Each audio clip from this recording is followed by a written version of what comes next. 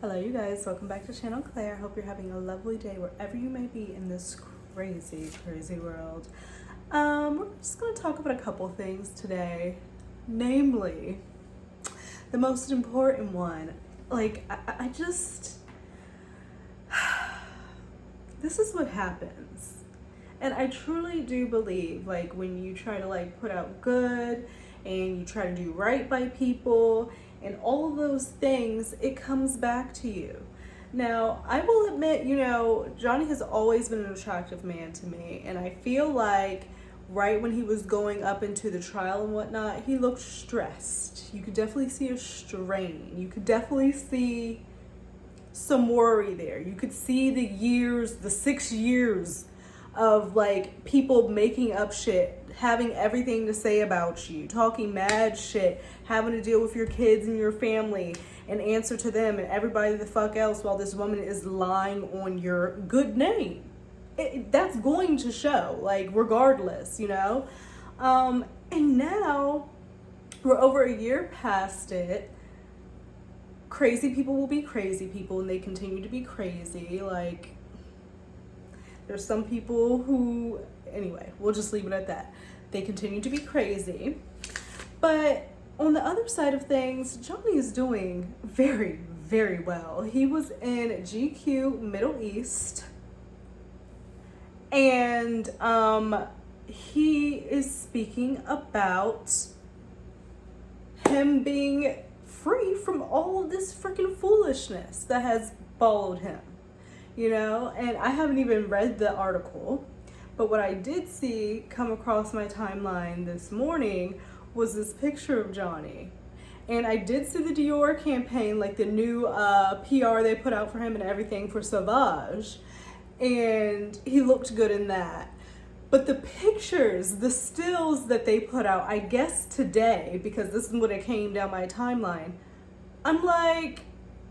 I was so confused. I was like, hold up, what, is this old? But then no, because it kind of looked familiar, and it was recent from the promo. The man is, if not 60, damn near 60 years old. There is not a gray hair in his head. It is thick, it is luscious. The wrinkles, nothing, he doesn't even have wrinkles. It's character, to his face. And he's just cool. He's just a cool dude. He gives off suave, sauvage vibes. He knows what the hell he's doing too. He knows exactly what he's doing, and Dior knows exactly what they're doing, and they're doing it correctly, and people can talk all the shit they want to talk, but I know a certain somebody who is not getting perfume campaigns, who did not just get a rollout of new PR commercials and everything for a major designer. I know someone who is not doing any of those things. And don't be surprised, because now we get an article about Johnny. Some foolishness comes out somewhere else. It just always seems to work that way. So I'm going to look up the article. And if you have not seen it, here's the picture. Hold on. Let me see if I can bring it up. And it's just can y'all see? The man looks good. Nobody can tell me otherwise. And I just love hair, and I love anyway. So I just feel like I need to read this article because I have not yet. I saved it, and luckily Laura B, she's so on everything. She's just on it. She shared this today, and it looks like it's gonna be free. Is it gonna let me read the whole thing without a paywall? Okay, GQ. Okay, so it says exclusive. Johnny Depp won his role as the face of Dior Sauvage. After a turbulent few years, Dior and Johnny Depp's relationship is continuing to blossom. This was posted today, written by Gracie Eastwood. So I wonder if Gracie got to sit down and do an interview with Johnny. Was it in person? Was it on the phone? Stuff is happening because obviously he welcomed this interview to be done. They came to him and said, we want to speak to you about some things. And he typically, he's private and whatnot. And he literally went through a whole 6-week trial where his whole life was put out for everybody to hear about. And typically he's very private. So like, it's nice that he's doing this article. I think that's interesting. So let's see what he has to say. Okay, so it's a little article. This is what it says. For Johnny Depp, the last few years have been tumultuous after a UK trial rolled against the Pirates of the Caribbean star in his 2020 libel suit. Like, we don't talk about that. Yes, like, blah, blah, blah. Why even bring that up? Dior faced pressure to drop Depp as the face of their signature fragrance, Sauvage. And I know, with the shit that was going on and being said about Johnny at that time, especially before like all those audios and stuff started dropping, and Incredibly Average and Brian, you know, start doing his videos, and people really started, they were coming for him really hard. And it's so crazy how people can just flip like that, like, and it really does, like, now we know to kind of, and it's sad that we have to question a victim, or we have to be weary about if we believe things or not, or question this, that, and another. But this is the world that we've come to because of people like AH. And he really had a bad run of it. Like, lost all types of shit. Like, people like to fucking forget. They like to fucking forget. And I don't know why they like to whine and everything now about what she's getting in the backlash, when she's only getting backlash because she was a proven liar. And she had no evidence. To this day, has provided nothing. Because she can't, she lied. So, I just, anyway. So, they got pressure, I am sure. And I find that very cool that Dior was like, no, we're going to see how this is, you know, innocent until proven guilty. I'm sure, God forbid, like, the other side of it came out another way, they probably would have dropped him. Or pulled, what was it, L'Oreal, where they kind of kept her in the wings, and then when the court case came out and we get the verdict, they like pulled the ripcord on her ass. But it didn't turn out that way, thankfully, because he wasn't lying. He was not lying. And I wouldn't go so hard and do all this, that, and the other if I had a doubt. Once I saw those videos, I saw the diagram, I saw the audio, I saw everything with my own ears and eyes, it was a fucking wrap. It was a fucking wrap. I was so shocked when I first heard about it, but like, I was like, oh, okay, we'll see, like, what the fuck. And then one day on YouTube, you know how they do recommendeds, Incredibly Average, Brian's damn video came down. I was like, whoa. And that's how it happened for a lot of people. But then some people just don't want to see the right way of things and just be devil's advocate or whatever the fuck. I really don't get it to this day. I have no understanding what's wrong with these people. In the midst of a multi-million-dollar U.S. lawsuit in June 2022, as brands such as Warner Brothers and its Fantastic Beasts franchise left Depp behind, and I think that, isn't Aquaman coming back out? Isn't it coming out sometime soon?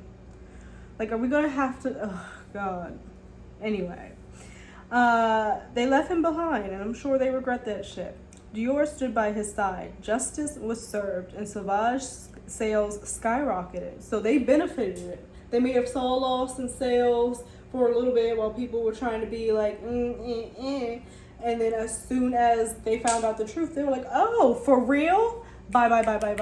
And the fact that it actually smells really, really good. It's like a top selling fragrance regularly. It's not like some, oh, just because his name. No, it's actually a great product. One day I'll have money to get me a bottle just to like smell. I might even wear it too. Why not? So now his career is back on track, and it's on an upward trajectory. And to Dior, he believes he is forever indebted. And I feel like I would be like, Dior, you could call me on a fucking whim. Whatever you want me to do, I will do. Because they really could have, like, they gave him, didn't they give him like a $20 million contract? Didn't we talk about that? 20 million.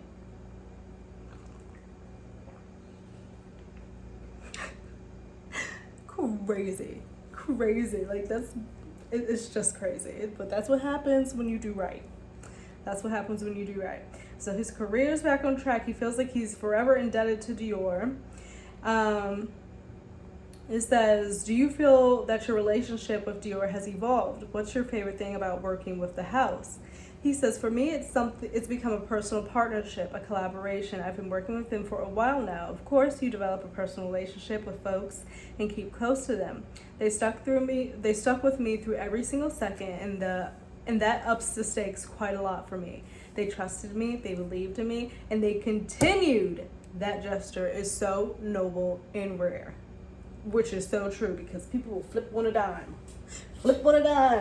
be flip, and all of a sudden Johnny is no more. And that's how it was. So it means a lot to him. It's so noble and so rare.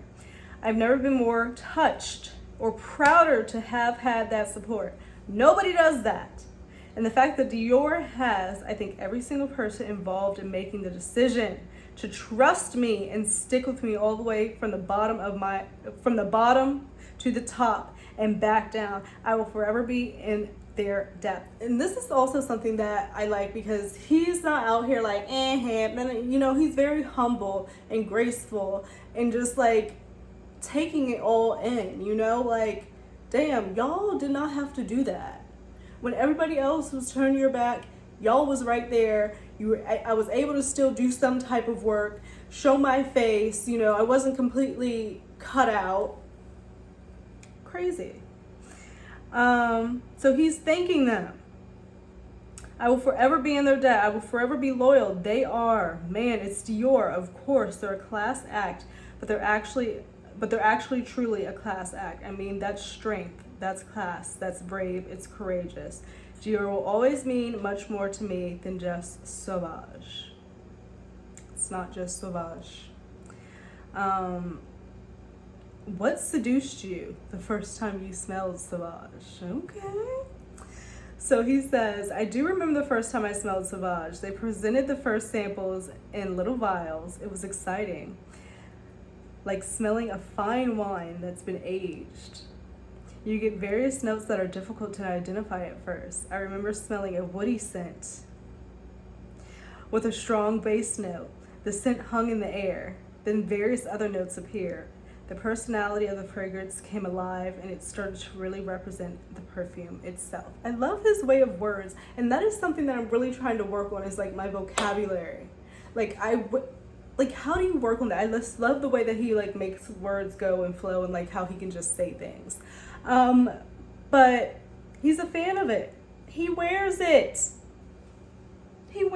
I just think it's awesome. We're going to continue to see things as we go. Typically, like now it's like the holidays. We're about to go into the holidays and stuff. Stuff slows down. I know he's doing some directing. But it's going to be interesting to see what happens. I know the movie has done very well in various other countries. Jean Dubarry. They still have not brought it to the US of A. So if anybody knows when that's going to happen, please let me know. But I think this is really good for him. I think that he doesn't need to be so out there all the time, but like just keeping his name and face out there here and there, doing little interviews here, I was about to say, oh, go doing podcasts, but fuck no, I could not see Johnny Depp on a podcast. I don't even know why that came through my head. Could you imagine? And who even's podcast would be worthy enough for Johnny to even go on? Like, nobody. No. Anyway, that was a fleeting thought. But I do hope one day, because I remember hearing in the audios, between him and the woman, that he was writing a book and she was mocking him for that, and I hope one day he does sit down and write that book, if he isn't already or has it already written, and publishes it to let people kind of know his inside thoughts and feelings of like what was going on, and what he did to remain sane and like keep going from day to day when everybody in the world thinks you're this horrible person, and you have this person just lying on you so viciously, And for the worst of things, somebody who was supposed to love you, who you married. Like, it's just crazy when you think about it, how fucked this is. And she's just gallivanting around, like, still to this day trying to act like a victim and trying to garner sympathy for foolishness. Like, So something else that's been interesting me, you know, when somebody's trying to run a narrative and trying to push a narrative real hard, trying to do the most, where typically couples, when they have situations or they're getting divorced, they make a statement, and just kind of let it go and ask for their privacy, thoughts and prayers and all of that good stuff. But similarly to like what was happening with Brittany and Sam, and he was running to TMZ and trying to like make all these comments, we have Joe Jonas and Sophie Turner, who we spoke about in my last video. They're going through a divorce. And apparently Joe Jonas is the one that has filed for the divorce. Now, if you don't know who Joe Jonas is, he's part of the Jonas Brothers, the band, Disney, back in the day.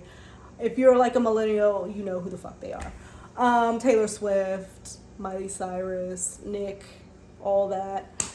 Yes, so that's where they are. All the brothers at this point are married. Nick is married to, she's really pretty. She's a really pretty Indian woman. Her name starts with a P. I'm not even going to try to pronounce her name because I know I'm going to butcher it, but you know who I'm talking about. Then there's Kevin. And there's another one, Kevin and him do the hosting on Claim to Fame, and Nick, and then Joe. So Joe was married to Sophie Turner. So Sophie and Joe have their marriage, right?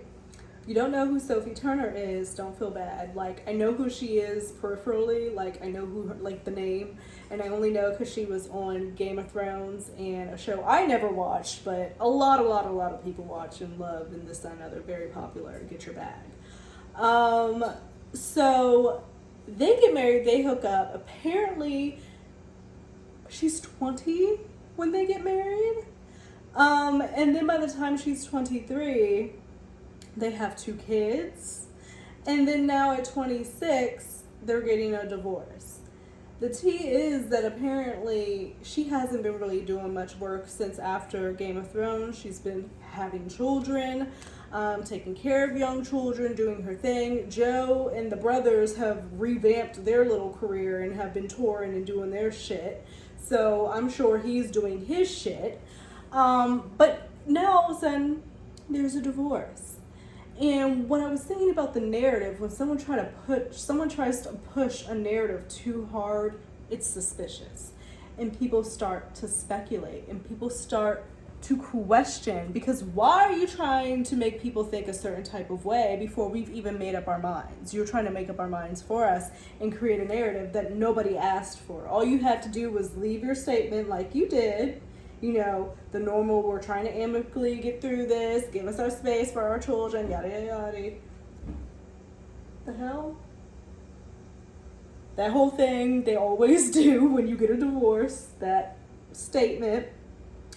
But, like, why is it that it seems like he's going to TMZ, or somebody on his PR team is trying to, like, make it seem like Sophie is the issue? Because when we spoke about it yesterday, it was that, oh, she likes to go out and party, and he likes to stay home, and he's with the kids all the time. Then it comes out today that she says something, or she was caught saying and or doing something on a Ring camera, and Joe Jonas saw it, and that's when he knew the marriage was over.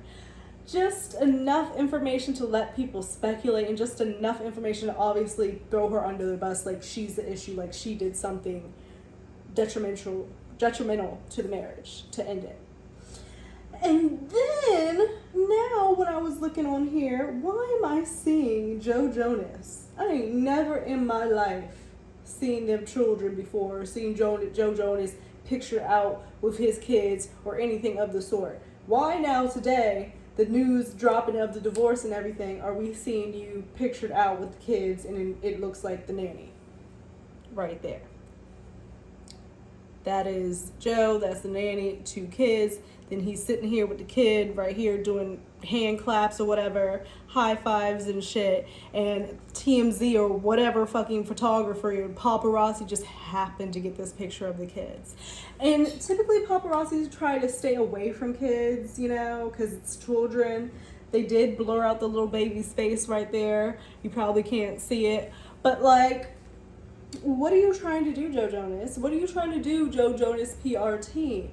While Sophie Turner is just sitting at, you know, she's just chilling, being quiet.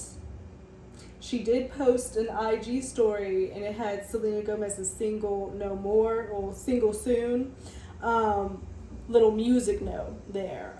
She was sharing like those lyrics or whatever. What are you trying to do? Because don't do all of this, Joe, and be trying to make all this fuss and be petty and put out all this shit and do essentially a smear campaign on her. And then it turns out that there's some shady ass shit that you've done, actually. That's gonna be a bad look. You should just stop fucking talking. Stop talking, because it just, in my mind and in my hearts of hearts, I just do not see Joe Jonas being the innocent little one in this situation. And I hope that Sophie Turner goes out and does her thing. She's young, very young still, and has her whole life ahead of her. And I just, honestly, I don't believe in marriage that young anyway. Like, I just, for what? For what? Like, I just, and then to have 2 kids before you're even, I know shit happens, you know, I definitely understand that, but my goodness, I'm just rooting for her, because I just have a feeling that this is about to go in a different type of direction, because Joe Jonas and his PR team are really trying to push this, oh, Sophie Turner's the bad guy, Sophie Turner's the bad guy, when they could simply just put the divorce statement out and zip the lip because you asked for privacy. You asked for privacy, that you got the babies and everybody else and the nanny all out to get pictures, and you're telling everybody about the Ring camera and this and that, but you want privacy, and we're supposed to respect that. Okay, Joe Jonas. And I want to correct myself for the record. Sophie Turner was 23 and not 20 when she got married. Okay, still very young, still like, you're literally 2 years out from being able to drink. You've only been legally allowed to drink for 2 years and you're getting married. Like, I just can't, like, I can't wrap my head around it. Like, I definitely see back in the day the advantages, the need for it, all of that. But in today's day and age, things are just like really different, really effing different. But I did want to go into talking about our favorite middle-aged couple. And it's been a lot with them since their whole Beyonce appearances for night 1 and night 2. Meghan Markle showed up. She had a good night on night 1 with her hubby and the mom and the friends. She showed up on the second night. It was with the stars. With the stars. Like, A-list stars. Everybody and their mother came out to the LA show. But now, yes, we've seen the videos of her dancing and everything like that. And quite honestly, I saw this tweet where it was like, you know, people don't want to say they don't like her, but this video of her dancing at Beyonce with Prince Harry and everything had, at that time, like, they were saying it had 19.5 million views on the video of her enjoying herself and dancing. There are people who think that they shouldn't be doing that way and shouldn't be acting in that manner and think it's too much and doing the most. But here's my question. As we progress as a society, right, and things are already rough as it is right now. Everything is high, everything is expensive. We're fucking, the earth is melting, like, there's aliens. It's just a fucking lot. People are like trying to just survive, right? And very concerned about, you know, what's going to be happening next and what they're going to do or how they're going to be able to pay for this, that, and other. Yet at the same time, because this is life, you want to be able to go out and enjoy yourself when you can. And there's nothing wrong with that, and you shouldn't be shamed for wanting to do that, right? Because we're human beings. Like, what the fuck? But I've been seeing some comments and the haters like, oh my god, I can't believe that they do this. Oh, Kate and William would never. Kate and William would never. Like, yeah, I understand Kate and William would never. But is that going to be good for the longevity of the approval rate of the royal family? I saw a little tweet today, the new age, like, royals. What was it? Let me find it. Okay, so this is the tweet, new age royals, and you see it's just caption, that's Meghan like dancing, doing her thing. And it just made me think, like, yes, they're not working royals, they're not senior royals, they still have their titles, and they're still referred to as such. But William and Kate, what are we hearing about them?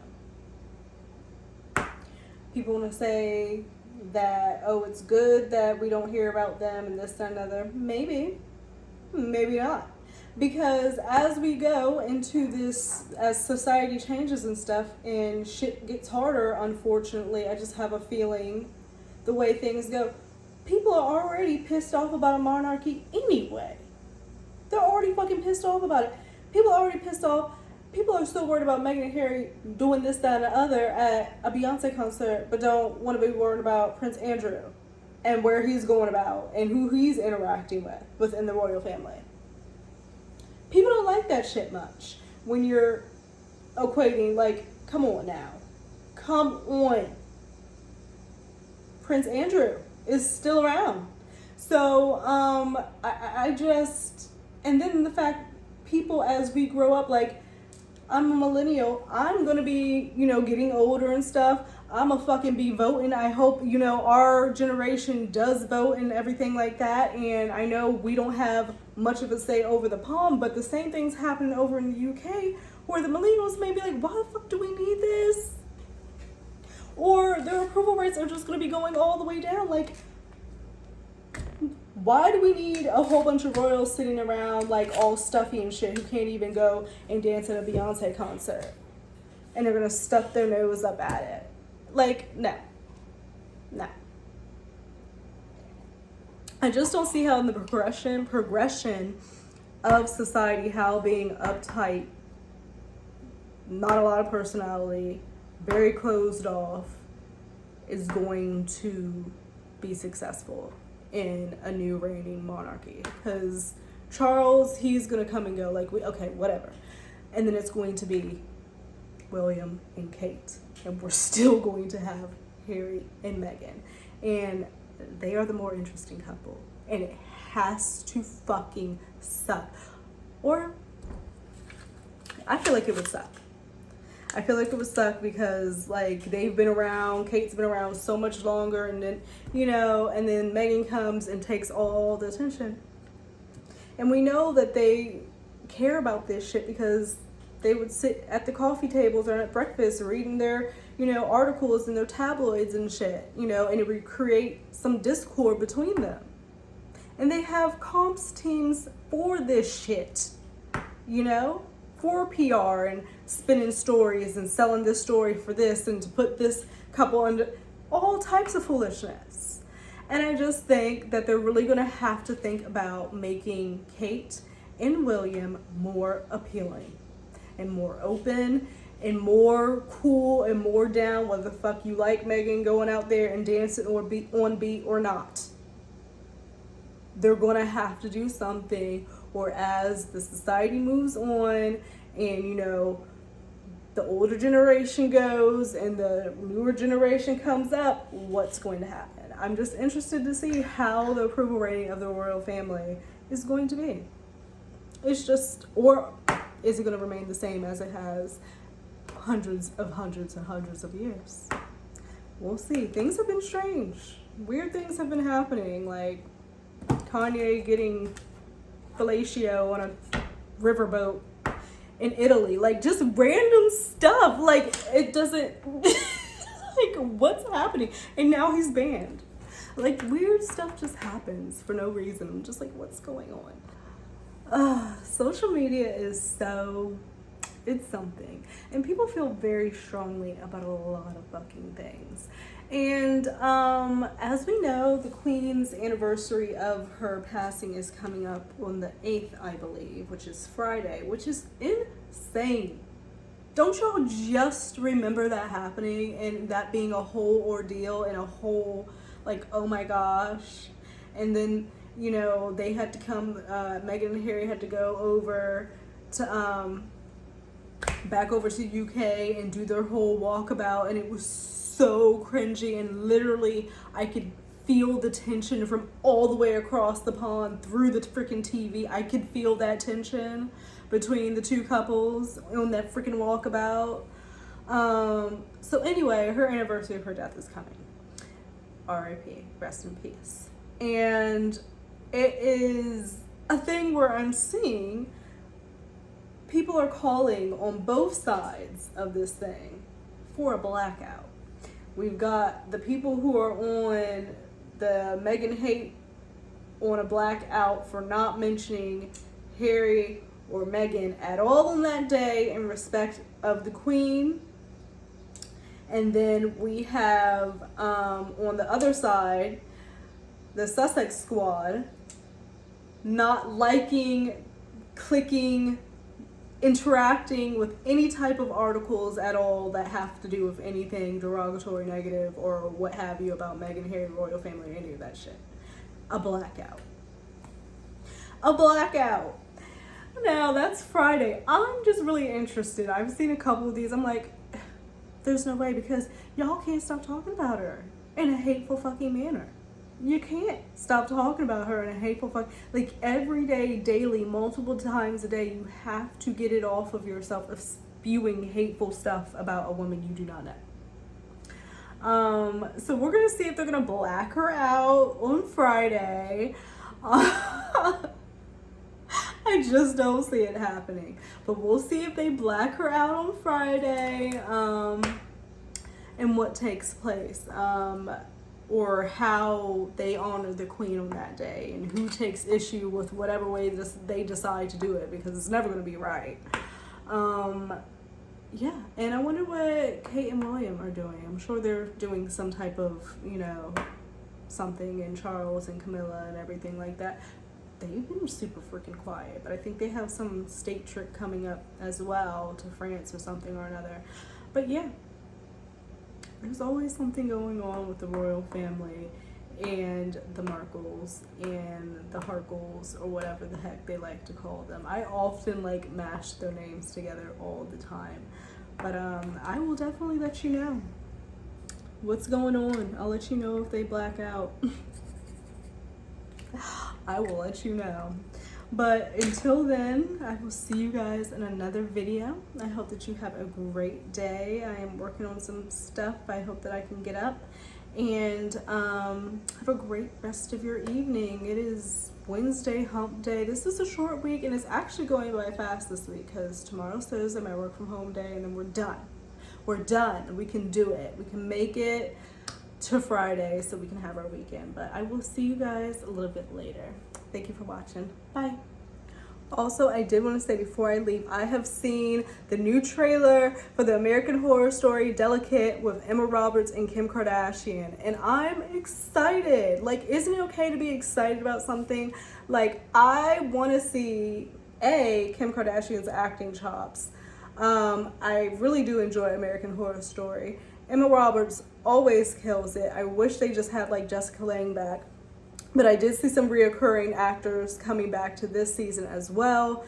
In the past, like that last season, a couple, and the one before that, I don't even know their names because I didn't tune in. They didn't really interest me. I'm like, what are we doing? So I'm hoping that they have this comeback. This trailer looked really, really good. It sucked me in. The lines that Kim dropped and her whole look, and it seems like her character is like this PR person for Emma Roberts, who seems like she's an actress or something. So a very fitting role. And from what I saw just off the trailer, I feel like Kim is going to kill it. And that, like, she's just really multifaceted. Like, people can say what they want about Kim and Chris and the Kardashians, but they know how to, like, it is a talent. Like, somebody like also Trisha Paytas, not to like equate the two, but maybe I can. They both have a way of always being able to stay relevant and be on top of the next thing. Trisha Paytas has been relevant on damn YouTube for I don't know how many times and has reinvented herself time and time and time again, and has never really stopped, no matter all the shit. And that, I do kind of admire that. She's very fucking problematic and has some stuff, but I do admire her determination to like literally never stop. And she's always on top of the trend. She always knows what's gonna hit. She always knows what's gonna whatever. And that's a talent to be able to know how to do that. And for Kim to like, yes, she was this, you know, and Playboy and reality star, but she's gone on to be a lawyer and help people get out of jail. And she has her kids. She's a good mom. And, you know, now she's trying to go into acting. So it's like she's trying to do more and get a talent, because people always like to say she was fucking talentless and had no talent, or they're famous because they have no talent. Now she's trying to backtrack and be like, look, bitch, I got talent now. Like, watch me act. So I'm interested, and I'm gonna be sat, I'm gonna be seated, I'm gonna be watching, and I'll let you guys know what I think about American Horror Story Delicate. And now I'm really gone. All right, bye.